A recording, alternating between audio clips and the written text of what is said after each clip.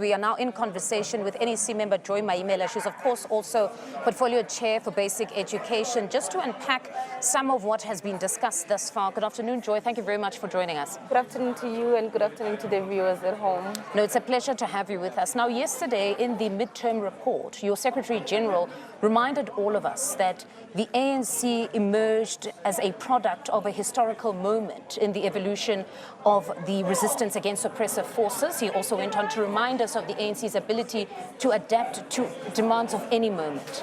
The demands of today are plenty. Among those demands is poor outcomes, educational outcomes at that, due to inequality. There's also high unemployment. I could go on for days. Is the ANC ready to meet the demands of today? Well, thank you, Mfundo, for that question. I think it's a very important question given the moment currently. Look, the National General Council's objective is exactly that, is to evaluate the progress we've made over time, to look at the National Democratic Revolution, what we set out to do as the ANC, and then say, what are the gaps? Are we actually achieving the objectives that we set ourselves to achieve?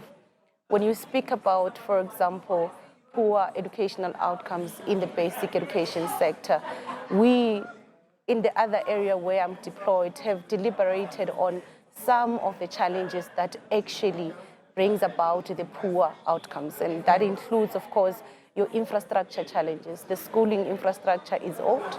It has dilapidated, especially in your rural areas, in your townships. The issues of barriers, language barriers. And of course, there has been some interventions that have been put in place, but we still are very worried about the budget constraints, which are inhibiting the implementation of these interventions that are in place. But speaking of infrastructure, I'm reminded that you guys had your roll call as the African National Congress, where you went on to adopt the Service Delivery and Infrastructure Action Plan. So most certainly, even if there are those budgetary constraints, one would assume that you devised a plan to actually even still be able to deliver when it comes to infrastructure and service delivery, despite the financial constraints, is it not? Of course, that's correct.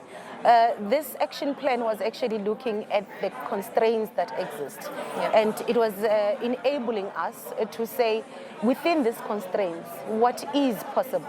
Yeah. What are the priorities? What is urgent? So we know that we can't do everything at the current moment, given, of course, the budget, but what is the priority? And schools, dilapidating schools, are some of those priorities that have been identified, especially as it relates to the early childhood development, early childhood centers that are a responsibility of local municipalities. So there is some of those identified projects that are part and parcel of that action plan that we're going to be looking forward to ensuring that they are implemented.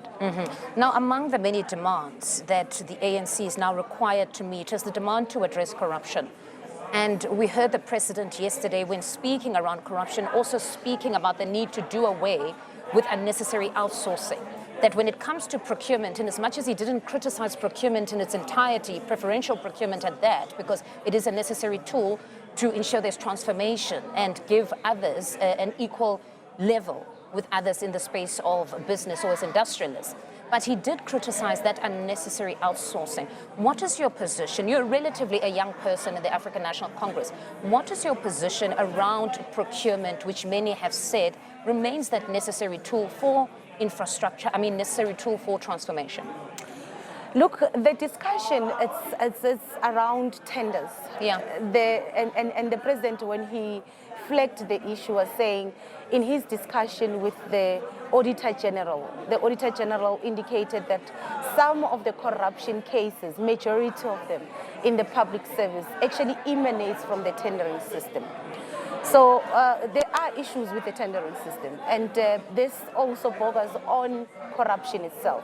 However, that does not mean that the preferential procurement system is not necessary. It's very necessary. If you look at the number of companies that are still doing business with the state, especially companies that are doing big projects, they're still mainly white. Because they have the equipment, they have the skill, they've got the capacity. So you still have Black-owned companies, women and young and youth-owned companies that are lagging behind. So you still need the preferential procurement system. However, we do need to deal with the gaps in the tendering system.